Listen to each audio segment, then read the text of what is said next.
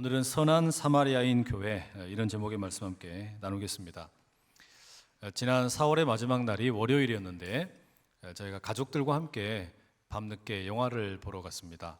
초등학교 4학년 아들이 무척이나 보고 싶어 했던 어벤져스 인피니티 워라는 영화를 보러 갔는데요. 그 평일 저녁인데도 사람들이 꽤 많았습니다. 그만큼 인기가 많다는 것이겠죠. 저희가 본 영화는 이제 그 3D로 볼 수 있는 그런 안경을 쓰고 흔들 의자에 이렇게 앉았습니다. 이제 영화가 시작이 되었죠. 흥미진진하게 영화가 진행이 되는데 무려 2시간 30분 동안 제목처럼 계속해서 싸우는 겁니다. 전쟁 이야기입니다. 그런데 이 등장 인물들이 많아도 그렇게 많을 수가 없어요. 지금까지 그 마블이라는 회사에서 찍은 히어로 영화에 등장하는 인물들은 다 나옵니다. 뭐 헐크, 스파이더맨, 아이언맨, 닥터 스트레인지, 캡틴 아메리카, 토르, 블랙팬서, 가디언스 오브 갤럭시, 온갖 종류의 캐릭터들이 다 나오는 겁니다. 아마 이런 종류의 영화에 익숙하지 않은 그 장년들께서는 저놈이 누군지 누가 누군지 이게 도대체가 족보가 파악하는데도 꽤 시간이 걸리실 것 같습니다. 이 영화를 아직 못 보신 분들에게는 조금 죄송한데요, 대략적인 내용을 제가 짧게 소개해 드려야만 되겠습니다. 이 영화에는 그 역대 최강의 나쁜 놈이 나옵니다. 이 타노스라는 어떤 캐릭터인데 얼마나 나쁜 놈이냐면 우주가 인구 과잉으로 인해서 몸살을 앓고 있고 이대로 방치하면 우주 전체가 종말이 올 것이라고 믿고 있는 괴짜입니다. 그래서 인위적으로 우주 전체 인구를 절반으로 줄이겠다라는 겁니다. 이게 이 타노스라는 인물의 사명입니다. 그리고 이 사명을 완수하기 위해서 필요한 것이 6개의 인피니티 스톤이라는 이 돌멩이입니다. 이걸 다 모으게 되면 자기가 이제 신이 되는 거죠. 그리고서는 손가락만 딱 이거 하면은 전체 모든 우주의 인구 절반이 랜덤으로 다 죽는 겁니다. 결국 이 영화의 이 줄거리는 뭐냐면 이 돌멩이를 누가 다 쟁취할 것이냐라는 싸움입니다. 돌멩이를 인피니티 스톤을 모으려고 하는 타노스와 그것을 빼앗기지 않으려고 하는 연합군의 싸움이라고 할 수 있습니다. 이 정신없이 영화가 진행되는 가운데 저에게 아주 인상적인 대사가 하나 있었는데 그게 뭐였냐면 이 타노스라는 악당에게 자기가 가지고 있던 돌멩이를 빼앗긴 로키라는 캐릭터가 남긴 대사입니다. 이렇게 이야기했어요. 너는 절대로 신이 될 수 없어. 돌멩이를 다 모아도 너는 절대 신이 될 수 없어. 여러분, 이 질문이, 이 대답이, 이 대사가 저에게는 꽤나 아주 신학적인 질문으로 들렸습니다. 너는 절대 신이 될 수 없다. 왜 그랬을까요? 여기 계신 분들 가운데 책을 좋아하시는 분들은 아마 이스라엘의 히브리대 교수로 있는 유발 하라리라는 사람의 책 읽어보신 분들 계실 겁니다. 사피엔스라는 책으로 전 세계에 아주 공전의 히트를 기록한 작가인데요. 이분이 쓴 후속 작품에 호모 데우스라는 작품이 있습니다. 이 책에서 저자가 현행 우리 사람들을 가리켜서 학술 용어로 호모 사피엔스라고 부르는데 이 사피엔스 인류는 주로 지금까지 배고픔 또는 질병 그리고 이 전쟁의 문제를 해결하기 위해서 노력을 해왔다라고 말합니다. 실제로 우리는 지금까지 물론 완벽하게 해결된 것은 아니지만 이 배고픔의 문제 그리고 질병 그리고 전쟁을 어떻게 하면 해결할 수 있을까 여러 가지 많은 노력들을 기울이고 있죠. 그런데 과거와 비교하면 이 빈곤이나 질병이나 전쟁의 문제가 상당히 많은 부분 해결되고 있다라고 말합니다. 엄청난 이 과학 기술의 발전과 함께 이제는 빈곤에서 번영으로, 질병에서 건강으로, 그리고 전쟁에서 평화로 변화되었다라는 겁니다. 그러면서 이 작가가 하는 이야기가 뭐냐면 문제는 그 다음이라는 겁니다. 이 빈곤이나 질병이나 또 전쟁의 어떤 여러 가지 위협들을 잘 해결한 인류가 그 다음에는 이제 무엇을 추구할 것이냐라고 질문을 던집니다. 그리고 이 저자의 대답은 뭐냐면 이제는 질병이나 빈곤이나 전쟁 이후에 이걸 해결하고 난 다음에 사람들은 불멸, 행복, 그리고 신성에 도전할 것이다 라고 말합니다. 쉽게 이야기하면 이제는 사람들이 신이 되는 그런 시대가 될 거라는 것이죠. 그래서 지금은 우리가 사람을 가리켜서 호모 사피엔스라고 부르지만 이제 아마 조금 후에는 호모 데우스, 신이 된 인간의 시대가 열릴 것이다 라고 말하는 겁니다. 이게 여러분 아주 허황된 이야기가 아닙니다. 꽤나 그럴듯한 이야기입니다. 실제로 우리가 체감을 할 수 있는 가장 큰 발전은 이 과학의 발전에서 오지 않습니까? 특히 예로 들어서 과학의 발전과 함께 통신 기술의 발전이라는 걸 한번 보십시오. 우리 어르신들 과거에 약속이 있다라고 하시면 어떻게 하셨어요? 그냥 약속된 시간에 약속된 장소에 그냥 상대방이 나올 것을 믿고 그냥 나가서서 무작정 기다리셨죠. 그래야만 했습니다. 그런데 1990년대 중반에 삐삐라는 요상한 물건이 등장을 했습니다. 서로 간에 의사소통을 할 수 있는 상당히 획기적인 물건이었습니다. 이게 엄청난 혁명이었고 1997년에 이 삐삐 가입자 숫자가 우리나라에서만 1,500만 명을 돌파했습니다. 엄청나게 인기가 많았습니다. 그런데 불과 몇 년 사이에 삐삐가 사람들로부터 다 사라졌어요. 2000년대 들어가지고 시티폰이라고 하는 것이 잠깐 나왔다가 또 사라졌고 핸드폰이 이제는 보급이 되면서 삐삐라는 게 더 이상 필요 없게 되었습니다. 그런데 이 핸드폰 역시 어마어마하게 발전을 하게 되었죠.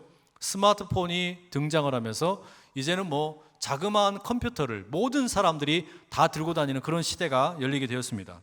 여러분 이런 일이 엄청난 많은 시간 100년, 200년이 걸린 게 아니고요. 불과 20년 사이에 이런 변화가 일어났습니다. 이렇게 빠른 속도로 지금 우리 주위에 이 과학의 문명이 발전하고 있다는 겁니다. 이런 과학의 발전의 속도를 가만히 지켜보고 있으면 정말로 사람이 신이 될 것 같습니다. 사람이 생명을 직접 창조할 수 있을 것 같고 질병도 모두 다 극복할 수 있을 것 같고 또 나아가서는 누구나 다 행복하게 만들어줄 수 있는 그런 시대가 곧 올 것 같습니다. 우리 원로 목사님이 언제 그런 이야기 하셨죠? 사람이 운이 나쁘면 이제 200살을 살게 될지도 모른다고요. 여기 계신 분들 가운데도 운이 없어서 200살을 살아야 되는 그런 시대가 올지도 모릅니다, 여러분. 정말로 호모 데우스의 시대, 사람이 신이 되는 그런 시대가 성큼 우리 앞에 다가온 것처럼 보입니다. 그런데 여러분, 오늘이 어린이 주일인데 왜 이런 이야기를 드리는 걸까요? 어린이 주일이면 우리가 어린아이와 같이 되지 않으면 천국에 들어갈 수 없다, 이런 말씀을 나눠야 될 것 같은데 왜 제가 오늘 여러분들에게 호모 데우스 같은 이야기를 드리겠습니까? 우리 신앙 때문입니다. 많은 사람들이 호모 데우스의 시대, 사람이 신이 되는 시대를 살아간다라는 것을 이제 경험을 하다 보면 굳이 우리가 여러분 하나님이라는 신을 믿을 필요가 있습니까? 사람이 신이 될 수 있는 시대인데 과연 우리가 굳이 신을 믿어야 할까? 이런 질문이 자연스럽게 생겨난다라는 말입니다. 굳이 사람이 신이라는 존재를 믿어야 할까? 이런 질문은 기성세대보다는 다음 세대에게, 우리 자녀들에게 훨씬 더 치명적인 질문입니다. 왜냐하면 여기 어르신들은 오랫동안 교회에 나오는 게 몸의 습관이 되어오셨기 때문에 설령 신이 된다고 해도 사람들과 교제하기 위해서 예배에 나오실 수 있어요.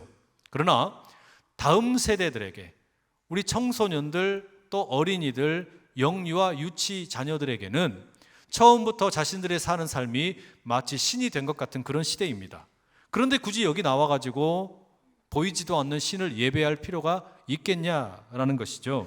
게다가 사람들이 하나님 없이도 잘 살 수 있을 것 같고 또 중동 지역을 보니까 하나님이라는 그 신으로 인해서 나라들끼리 싸우고 민족들끼리 전쟁을 하고 이런 모습을 보게 되고 또 가족들을 보니까 종교가 다르다는 이유로 서로 간에 싸우는 것을 보면서 과연 사람이 신을 믿을 필요가 있을까?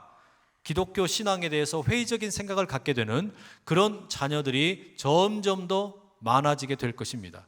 지금도 그렇고 앞으로 더 그런 시대가 될 거라는 말이에요. 여러분 그럼 어떻게 하면 좋겠습니까?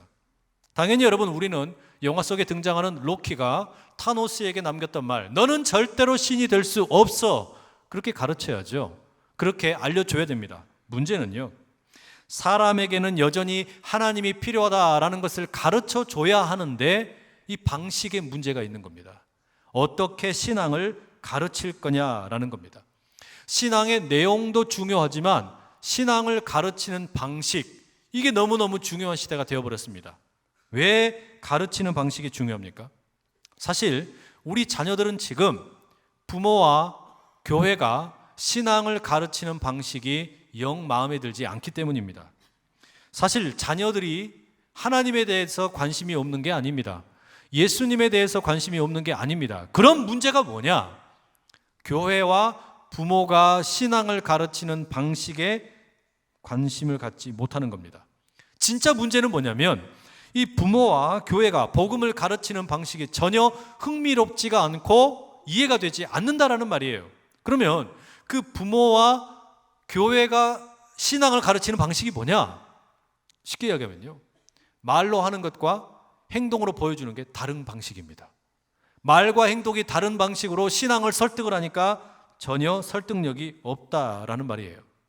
조금 직설적으로 말씀드리자면 자녀들이 신앙을 망가뜨려지는 이유는 전적으로 부모 책임입니다. 자녀들이 교회를 떠나는 이유는 100% 부모 책임이에요. 부모의 말과 행동이 다른 모습을 보면서 자녀들은 교회를 떠납니다. 그 모습이 자녀들에게는 치명적인 독이 되고 있다라는 말입니다. 그래서 교회를 떠나는 것이죠. 저부터 이런 위선적인 모습으로부터 자유로울 수가 없습니다. 우리 부모들이 또 교회가 자녀들에게 하나님만이 참 신이다라고 가르치는데 사실 말로는 그렇게 해놓고서 행동할 때는 어떻게 합니까? 영화 속의 타노스처럼 인피니티 스톤, 좋은 돌들을 좀 모을 수 있으면 어떨까? 이렇게 행동하고 있다는 겁니다. 머리로 이해하고 있고 알고 있는 것과 우리 삶으로 보여주는 행동이 너무나 다르다라는 거예요.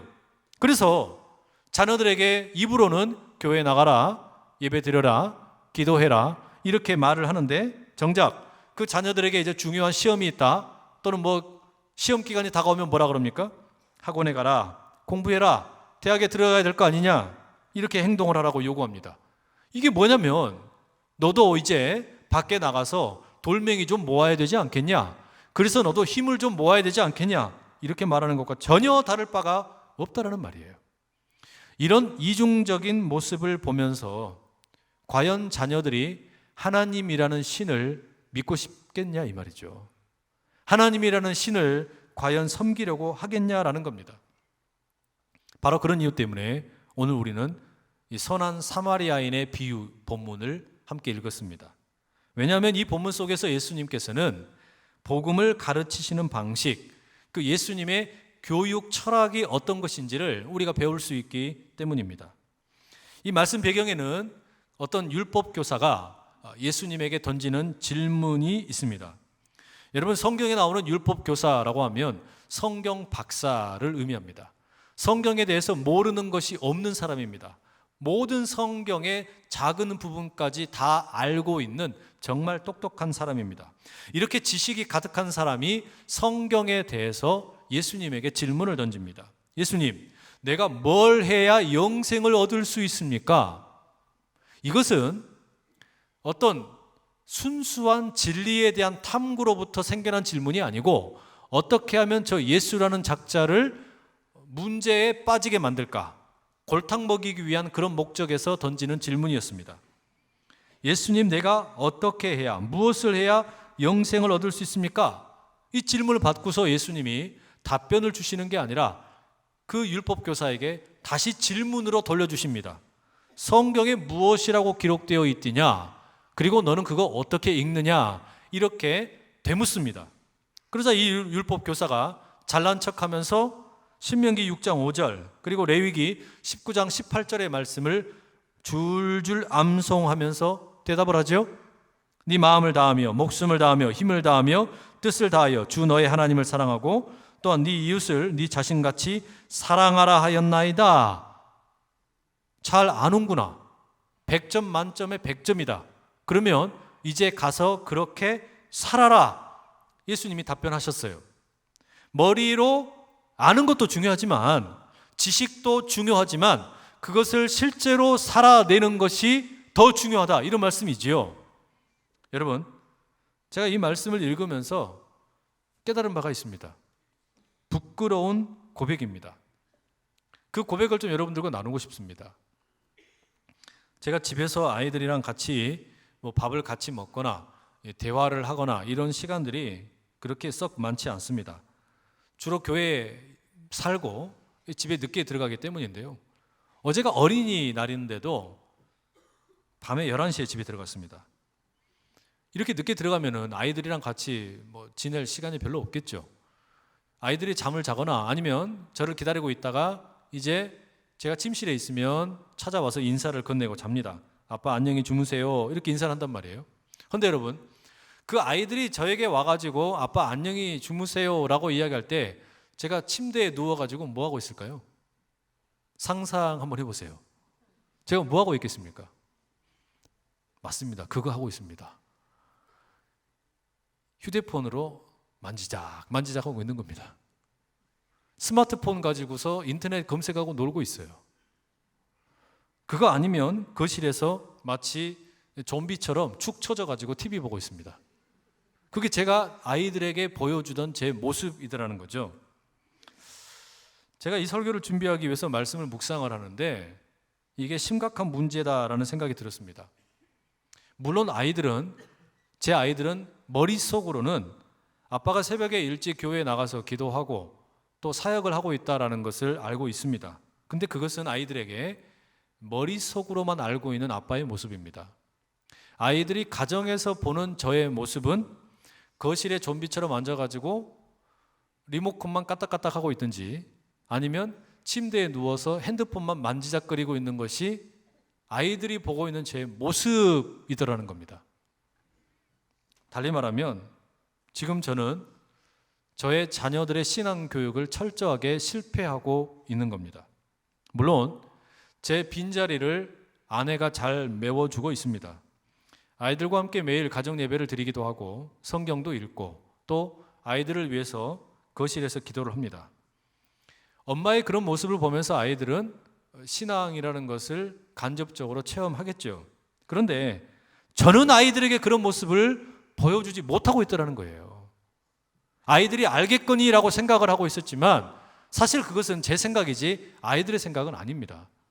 부모의 생각과 아이들의 생각은 전혀 다를 거라는 이야기예요. 그래서 제가 그걸 회개했습니다.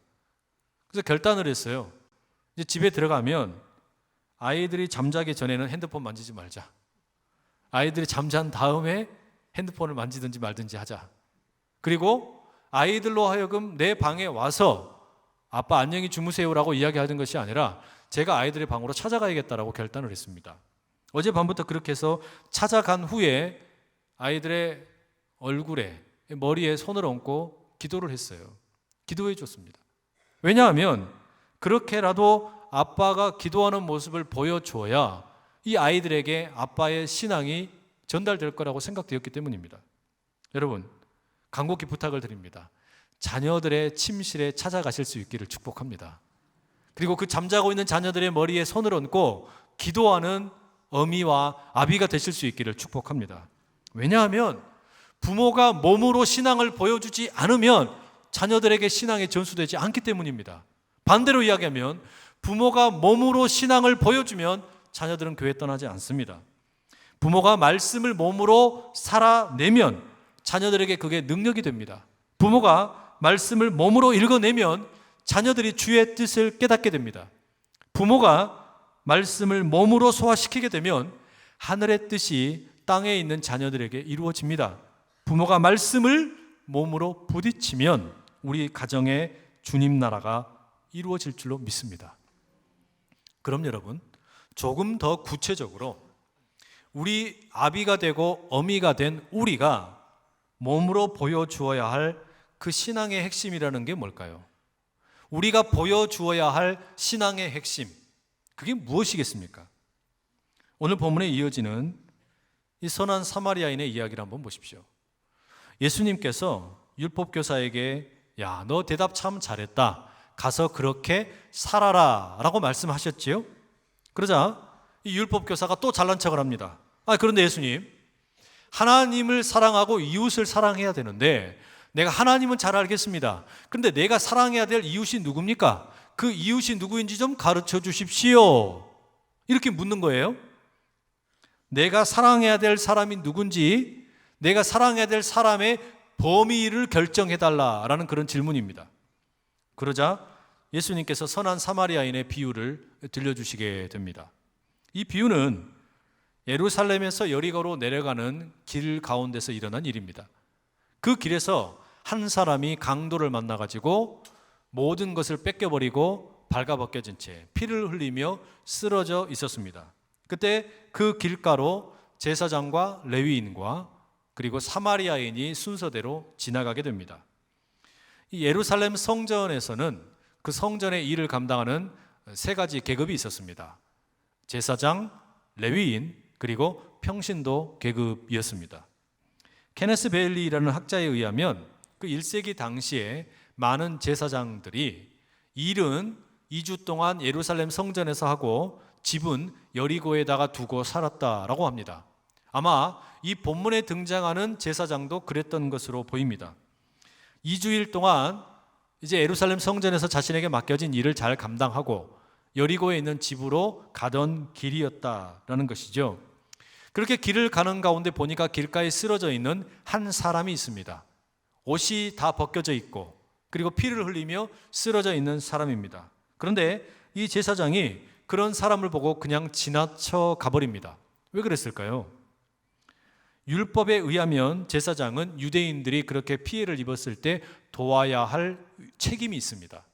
그런데 문제가 있는데 지금 저기 쓰러져 있는 사람이 유대인인지 아닌지 알 길이 없어요. 옷이 벗겨져 있기 때문에 신분을 알 수가 없고 닫혀 있기 때문에 이 사람이 많이 다쳐서 말을 못하니까 어떤 언어를 사용하는지 알 수가 없습니다. 그러니 이 제사장이 내가 돌봐야 할 유대인인지 아닌지 자신의 이웃인지를 확인할 길이 없는 겁니다. 게다가 더 큰 문제가 있는데 만약에 다친 사람이 죽게 되면 이 제사장은 가던 길을 다시 돌이켜서 예루살렘으로 돌아가야 합니다. 왜냐하면 죽은 사람을 만지게 되면 율법을 따르면 이제 정결하지 못한 것이 되고 그러면 제사장은 일주일 동안 정결 예식을 거쳐야 합니다. 이 과정 동안 제사장은 집으로 돌아가지 못하게 되고 예루살렘에서 음식도 먹지 못합니다. 그리고 11조를 거두어 드리지도 못합니다. 또 쓰러져 있는 사람이 유대인이 아니라 이집트인, 그리스도인, 그리스인 또는 시리아 사람이라면 굳이 돌봐야 할 책임이 없지요.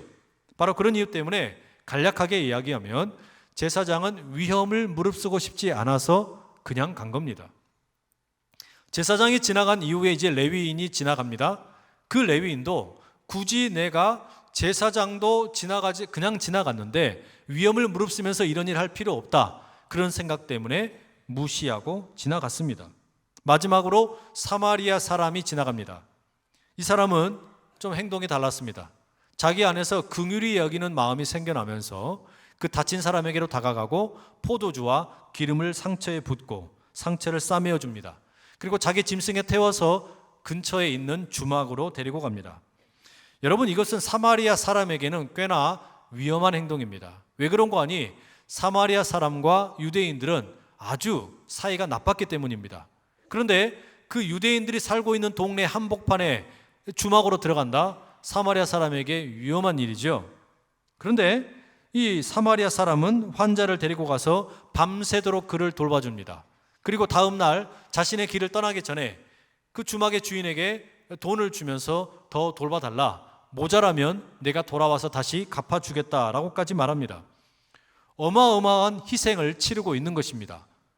또 위험을 감수하는 겁니다.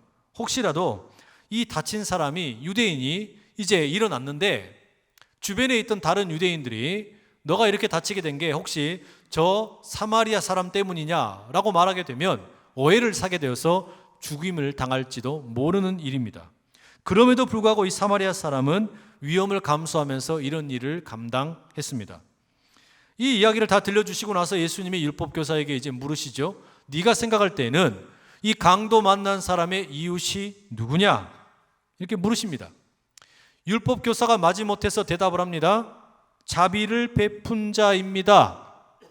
자존심은 있어가지고 사마리아인이라는 것은 절대로 말하지 않습니다. 그 이불을 가지고서 그 사마리아 사람이라는 것을 표현을 안 하는 거예요.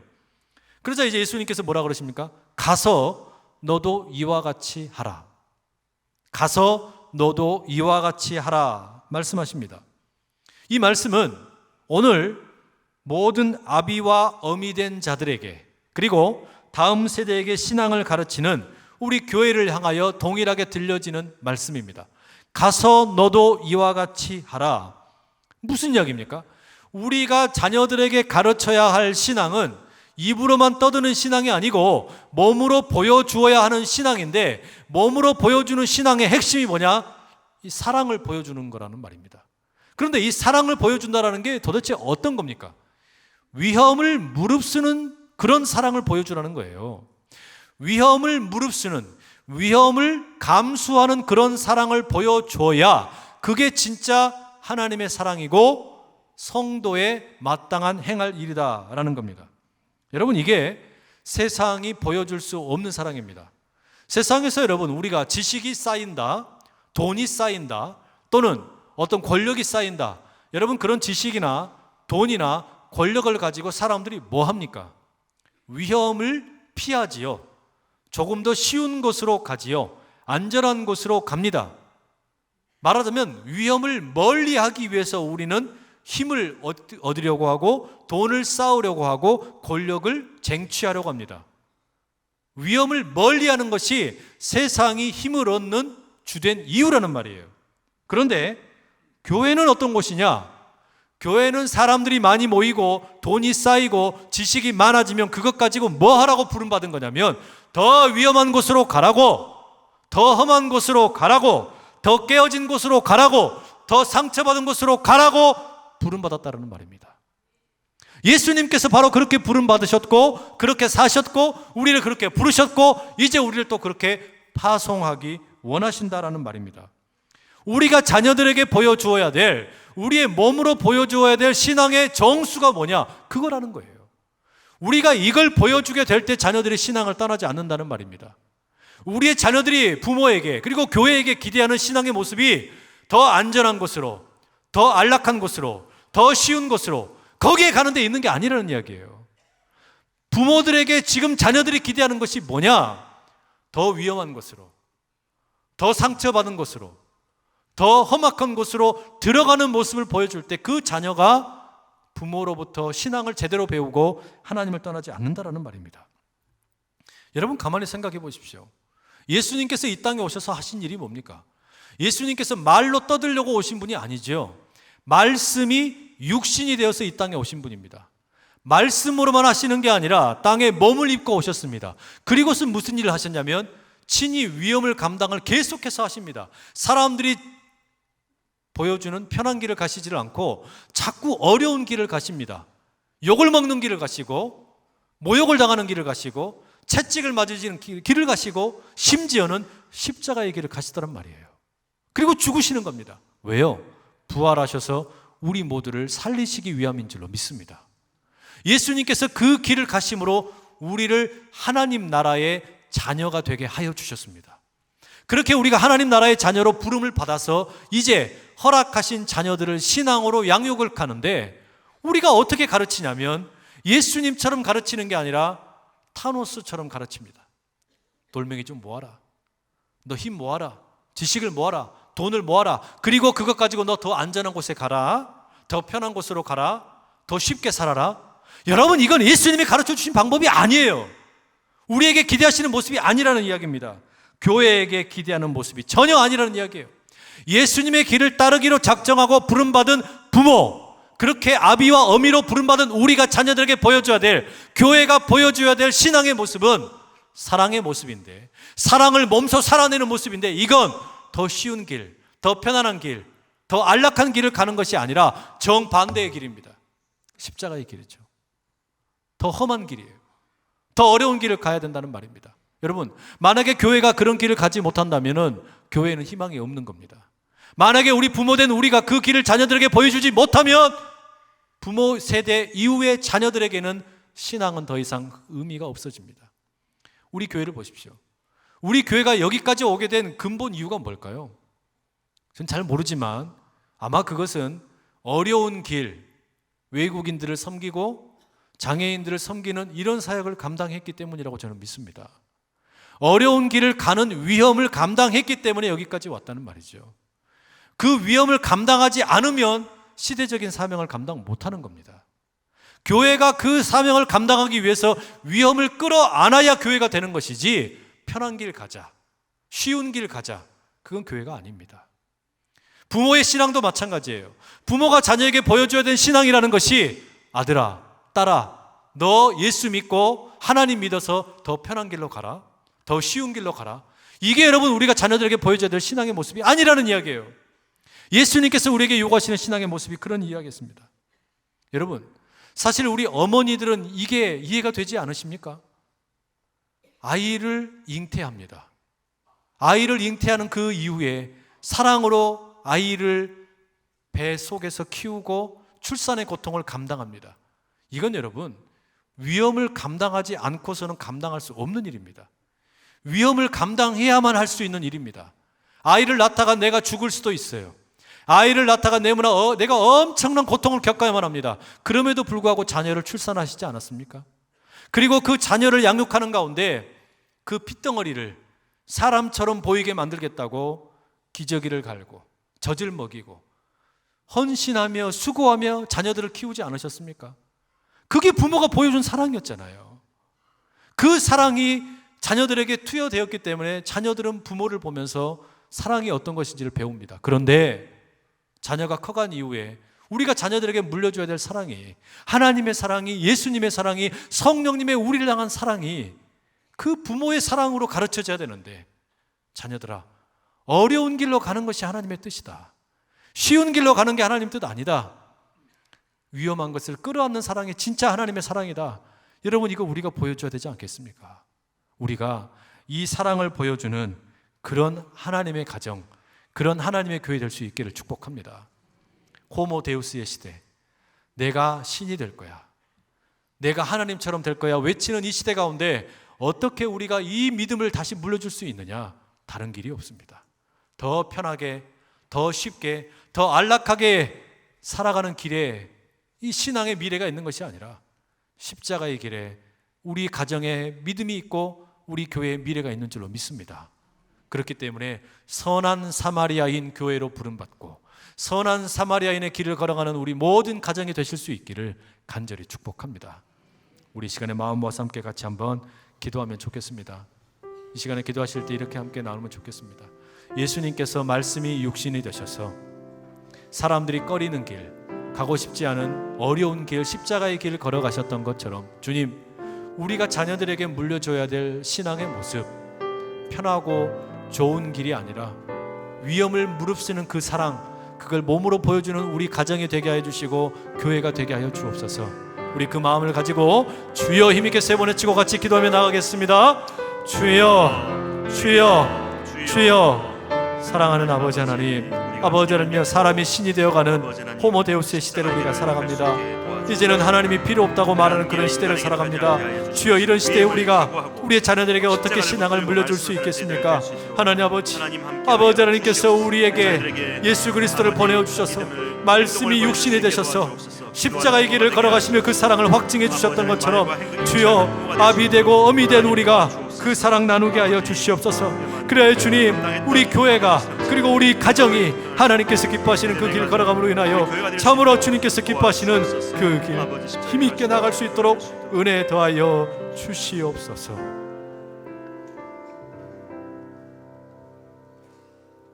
사랑하는 주님, 호모데우스의 시대에 우리 자녀들을 어떻게 우리가 신앙으로 양육할 수 있겠습니까?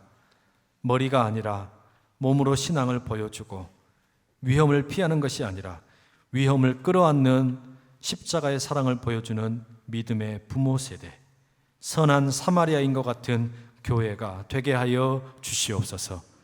예수 그리스도의 이름으로 기도드립니다. 아멘.